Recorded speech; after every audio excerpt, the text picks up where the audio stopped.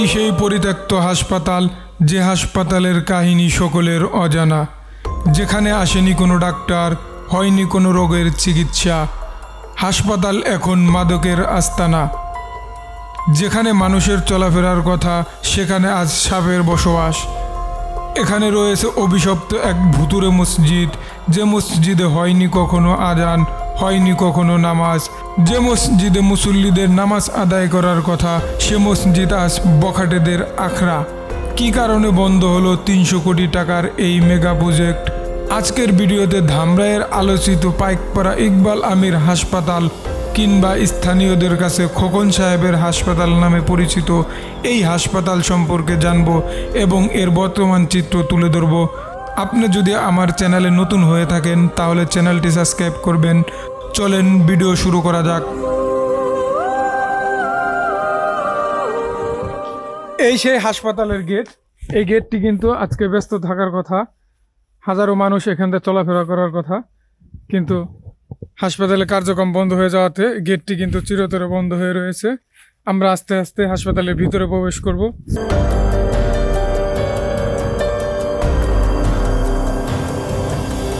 আসসালামু আলাইকুম কাকা, ভালো আছেন? একটু কথা কই, এই যে হসপিটালটা কাকা, এটা কতদিন ধরে বন্ধ রয়েছে? মানে চালুই হয় নাই না? এটাই যে সৌদি থেকে অনুদান আছে মালিক পদ্মা ইন্টারসের চেয়ারম্যান খান মোহাম্মদ ইকবাল। ইকবাল মেমোরিয়াল হাসপাতাল না? তো এই যে এখন জঙ্গলে ভরে রয়েছে, এখানে নাকি পোলাপান আড্ডা মাড্ডা দেয়, এটা কি কতটুকু সত্য? আড্ডা দেয়, আবার অনেকেই বলে এখানে নাকি ভূতের একটা আক্রমণ আছে, এটা কি বিশ্বাস না? করেন? দেখে নেই, ভূতমুত বা জিন টিন কোনো কিছু দেখেন নাই না? অনেকেই বলে বর্তমান যুবক সমাজের অনেকে এখানে এসে নেশা দ্রব্য পান করে, এটা কি সত্য? যারা এই সমস্ত কাজ করে তারা তো আসেই, মাঝে সাথে দেখি তো। দেখেন না? ঠিক আছে কাকা, ধন্যবাদ। আসসালামু আলাইকুম। দেখি কাকা আমাদের সুন্দর একটা তথ্য দিল যে এখানে ঢোকার মতো কোনো রাস্তা নাই, সবগুলো গেটই বন্ধ। তবে আমরা এই জঙ্গলের মাঝখান দিয়ে হেঁটে যাচ্ছি সামনের দিকে। আমি একটু সামনে কিভাবে যাইতে পারি সে বিষয়টি আপনাদের দেখাবো, কারণ যেহেতু এত দূর থেকে আসছি, হাসপাতালটা আমি নিজে দেখবো এবং আপনাদেরকেও দেখাবো।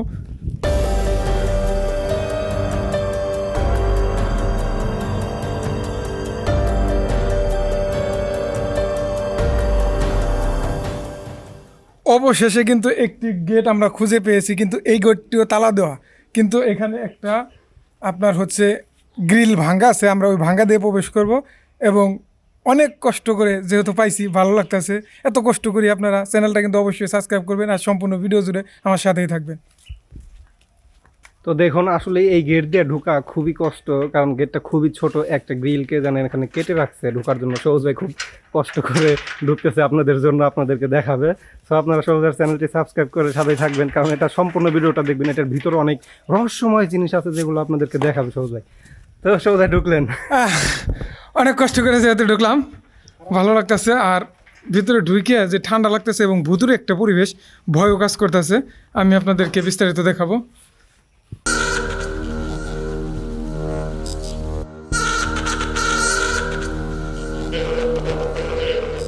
দেখেন দুই পাশে জঙ্গল, এর মাঝখান দিয়ে সুন্দর একটি রাস্তা। আসলে জঙ্গল বললে ভুল হবে, যেহেতু এটি একটি হসপিটাল হওয়ার কথা ছিল, তাই ওইভাবে তারা মাঝখানে সবুজ ঘাস বনে দিত হয়তো, আর এই যে ঝাউ গাছ লাগাইছে এগুলি থাকতো। কিন্তু যেহেতু হাসপাতালটি চালু হয় নাই, তার জন্য জঙ্গলে ভরে গেছে এবং ঝাউ গাছগুলো কিন্তু বড় আকারেই আছে। আমি আপনাদেরকে ড্রোন ভিউতে দেখাই।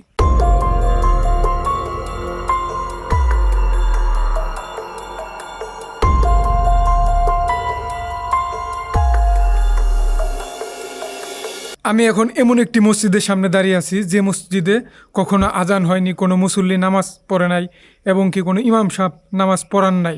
সেরকম একটি মসজিদের সন্ধান পেয়েছি এই হাসপাতালের ভিতরে। আমি এখন এই মসজিদের ভিতরে যাব, আপনাদেরকে মসজিদটা সম্পূর্ণ দেখাবো। কি পরিমাণ জঙ্গল এখানে! এই জঙ্গলের মাঝখান দিয়ে মসজিদে যাওয়ার রাস্তা, খুবই আসলে ভয়ানক একটি জায়গা। এখানে মানুষজন আসে না, আমাদের মতো 2-4 জন ভিডিও করতে আসে, তারা হয়তো অনেক রিস্ক নিয়ে আসে আপনাদেরকে দেখানোর উদ্দেশ্যে। যেহেতু তারা কষ্ট করে আসে, আপনারা অবশ্যই আমার চ্যানেলটা সাবস্ক্রাইব করবেন এবং যারা আসে এইখানে ভিডিও করতে অনেক কষ্ট করে আসে, তাদের চ্যানেলটা সাবস্ক্রাইব করে দেবেন। দেখেন কি একটা অবস্থা, ভয়ানক অবস্থা। এই যে সামনে মসজিদটা দেখা যাচ্ছে। আমি এখন আস্তে আস্তে মসজিদের দিকে যাচ্ছি। অনেক কষ্ট করে কিন্তু আমি মসজিদের সামনে চলে আসছি এবং এই যে মসজিদের ভিতরে প্রবেশ করতেছি। আলহামদুলিল্লাহ সুস্থ মতো মসজিদে প্রবেশ করতে পারছি। এখন আমি আস্তে আস্তে মসজিদের উপরে উঠতেছি। সুস্থ মতো আল্লাহ আমাকে এই মসজিদে নিয়ে আসছে এবং আমি আপনাদেরকে মসজিদটা একটু দেখাই। এই দেখেন বিশাল আকারের একটি মসজিদ এবং মসজিদের কারুকাজ ডিজাইনটা খুবই সুন্দর ছিল।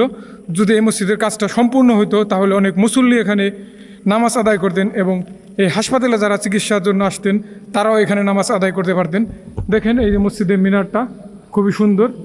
আসলে এখানে অনেকেই আসা যাওয়া করে, এলাকার যুবক ছেলেমেয়ে অনেকে আসা যাওয়া করে। তারা এখানে এসে অনেক কিছু ইট দিয়ে খোদাই করে লিখে গেছে তাদের মনের কথা অথবা মনের একটা আবেগ, যে কোনো একটা কিছু এখানে তারা লিখে গেছে। মসজিদের উপরটা একটু দেখেন কি সুন্দর একটি মিনার।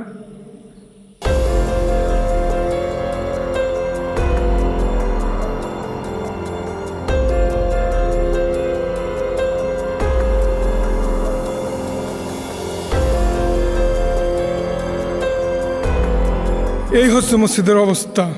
কিন্তু মসজিদটা এখানে পরিষ্কার, ভিতরে পরিষ্কার, এটা দোতলা। কিন্তু মসজিদে আসার জন্য কী পরিমাণ জঙ্গল অপেক্ষা করে আসতে হয় সেটি তো আপনারা দেখলেন এবং মসজিদের গেট থেকে আমি একটু আপনাদেরকে দেখাই।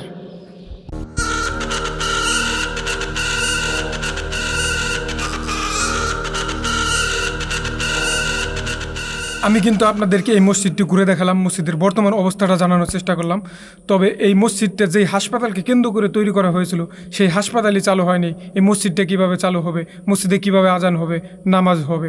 তবে এলাকাবাসী যদি চাইতো এই জায়গাটা পরিষ্কার পরিচ্ছন্ন করে তারা ইমাম রেখে মুয়াজ্জিন রেখে নামাজ আদায় করতে পারতো।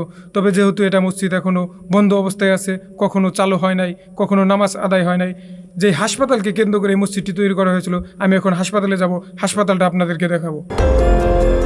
দূর থেকে দেখলে মনে হয় এ যেন আধুনিক মেডিকেল কলেজ, কিন্তু কাছে গেলে চোখে পড়ে অসমাপ্ত এক নিঃশব্দ স্বপ্নের গল্প।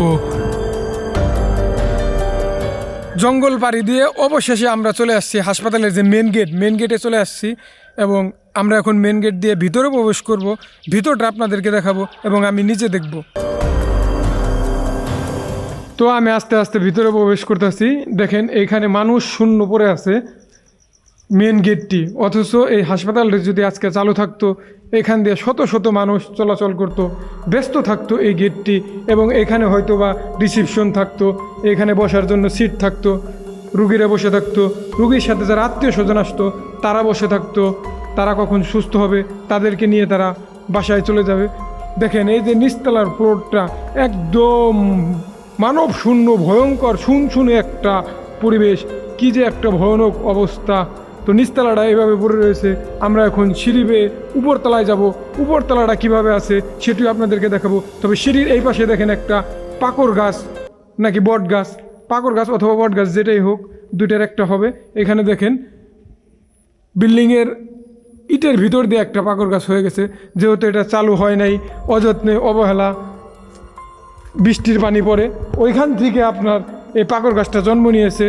আমরা এখন উপরে যাচ্ছি সিঁড়ি বেয়ে। আসলে কিছুটা ভয়ও কাজ করতেছে, তবে আল্লাহর নাম নিয়ে যাচ্ছি, দেখি আমি এবং আপনাদেরকে দেখাই।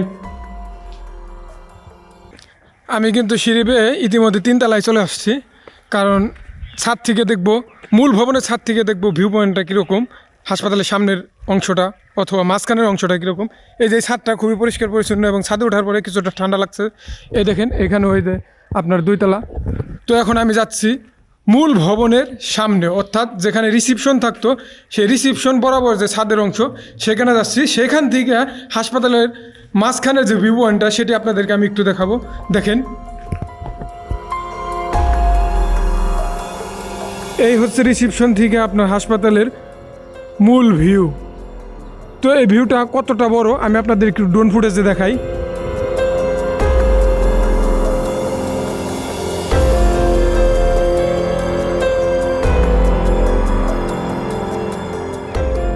আমি কিন্তু হাঁটতে হাঁটতে একটি বিল্ডিংয়ের ছাদে চলে আসছি, আর ওই যে পিছনে দেখতে পাচ্ছেন একটি ভবন, এবং ওই যে মূল ভবনটা আমি আপনাদেরকে কিছুক্ষণ আগে দেখাইছি ওইটাই হচ্ছে মূল ভবন।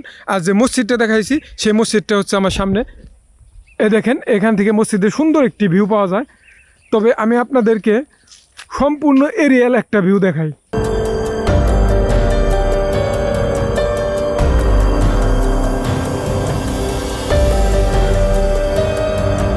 এই হাসপাতালটা কিন্তু অনেক বড় একটি হাসপাতাল, এখানে অনেকগুলো ভবন আছে। আমি একটু একটা ভবনের ভিতরে প্রবেশ করি। একটু আগে আপনাদেরকে একটা ভবন দেখিয়েছি আমি, ওইখানে কিন্তু খুবই জরাজীর্ণ অবস্থায় ছিল। তো এই ভবনের ভিতরে কি অবস্থা, আসলে এখানে ছেলেপেলেরা আসে অনেক কিছু আঁকা বাঁকা করছে, কিন্তু এইখানে কিন্তু আকার চিত্র হওয়ার কথা ছিল না, এখানে কোনো শিল্পকলা হওয়ার কথা ছিল না, এটা একটি হাসপাতাল হওয়ার কথা ছিল। এখানে একটা ডাক্তারের চেম্বার থাকার কথা ছিল, এখানে অনেক রুগী আসতো এবং রুগীর প্রেসক্রিপশন লেখার কথা ছিল। আমি একটু ওই পাশটা আপনাদেরকে দেখাই। আসলে কি বলবো, যেহেতু চালু হয় নাই, ছেলেপেলেরা এখানে আসে অনেক কিছু লেখালেখি করে, লেখালেখির জন্য তারা খাতা ব্যবহার করবে, তারা কেন দেওয়ালে লেখালেখি করবে, এটা খুবই বাজে একটা অভ্যাস। দেখেন হাসপাতালের উত্তর পাশের ভবনটা, এটা উত্তর পাশের ভবনে এখানে মনে হইতেছে চিংড়ি মাছ চাষ করা যাবে সেরকম পানি এখানে জমে রয়েছে, খুবই জরাজীর্ণ অবস্থায়। দেখেন আবার একটু দেখলে মনে হইতেছে কি এখানে মাগুর মাছ চাষ করছে, অনেক নোংরা খাবার দিয়েছে, ওরকম ময়লা হয়ে রয়েছে। আসলে একটি হাসপাতালের চিত্র নর্দমা হওয়ার কথা ছিল না, বা ডাস্টবিন হওয়ার কথা ছিল না। একটি সুষ্ঠু পরিকল্পনার অভাবে বন্ধ হয়ে গেল এই হাসপাতাল। এই ধামরাই এলাকার মানুষ এখান থেকে বঞ্চিত হলো, এখানে উন্নত হতে পারতো, অনেক শিক্ষার্থী এখানে পড়াশোনা করতো, এলাকার মানুষজন ব্যবসায়িকভাবে উন্নত হতে পারতো। আসলে খুবই দুঃখজনক একটি বিষয় ধামরাই থানাবাসীর জন্য এবং আশেপাশের যেসব মানুষজন আসে তাদের জন্য। 1980-র দশকে দেশের অন্যতম ধনী শিল্পপতি ইকবাল আমির এই বিশাল প্রকল্পের উদ্যোগ নেন। লক্ষ্য ছিল আধুনিক চিকিৎসা সেবা মানুষের দোরগোড়ায় পৌঁছে দেওয়া। হাসপাতালের পাশাপাশি ডাক্তারদের আবাসন, প্রশিক্ষণ কেন্দ্র এবং অন্যান্য অবকাঠামো নির্মাণের পরিকল্পনাও ছিল। প্রকল্পটি এত বড় ছিল যে নির্মাণ কাজের জন্য কাছেই ইটভাটা স্থাপন করা হয়েছিল বলে স্থানীয়রা জানান। কিন্তু ভাগ্যের নির্মম পরিহাস, প্রকল্প সম্পূর্ণ হওয়ার আগেই উদ্যোক্তার মৃত্যু ঘটে। এরপর ধীরে ধীরে এর সব কার্যক্রম থেমে যায়। যে ভবনগুলো একদিন রোগীদের প্রচারণায় মুখর হওয়ার কথা ছিল, সেগুলো আজ নীরবতায় ঘেরা। বর্তমানে বিশাল এই স্থাপনাটি পরিত্যক্ত অবস্থায় দাঁড়িয়ে আছে। দীর্ঘদিন অবহেলায় ভবনের বিভিন্ন অংশ ক্ষতিগ্রস্ত হয়েছে, চারদিকে জন্মেছে ঝোড়ঝাপ, আর ফাঁকা কোভিডগুলো যেন হারিয়ে যাওয়া স্বপ্নের সাক্ষ্য বহন করে। এই হাসপাতালকে ঘিরে নানা রহস্য, গুজব ও ভৌতিক গল্প প্রচলিত আছে, তবে বাস্তবে এটি একটি অপূর্ণ স্বপ্নের স্মারক, যেখানে মানুষের সেবা করার একটি মহৎ পরিকল্পনা সময়ের স্রোতে থেমে গেছে। আজও ভবনটির দিকে তাকালে মনে হয়, যদি প্রকল্পটি সম্পূর্ণ হতো তাহলে বাংলাদেশের অন্যতম বৃহৎ চিকিৎসা কেন্দ্র হিসেবে পরিচিতি পেত। পরিত্যক্ত এই হাসপাতাল তাই শুধু একটি ভবন নয়, বরং অসমাপ্ত স্বপ্ন, হারিয়ে যাওয়া সম্ভাবনা এবং সময়ের নির্মমতার এক জীবন্ত নিদর্শন। আজকে আপনাদেরকে দেখালাম ঢাকা জেলার ধামরাই উপজেলার পাইকপাড়ার এই পরিত্যক্ত হাসপাতাল। আপনার এলাকায় যদি কোনো পরিত্যক্ত জমিদার বাড়ি থাকে সেটি আমাদেরকে জানাবেন, আমরা সে বিষয়ে ভিডিও করার চেষ্টা করব। আজকের ভিডিও এখানেই শেষ করব। ভিডিওটি কেমন লাগছে কমেন্ট করে জানাবেন। নতুন ভিডিও নিয়ে খুব শীঘ্রই দেখা হবে। সে পর্যন্ত সবাই ভালো থাকবেন, সুস্থ থাকবেন। আসসালামু আলাইকুম।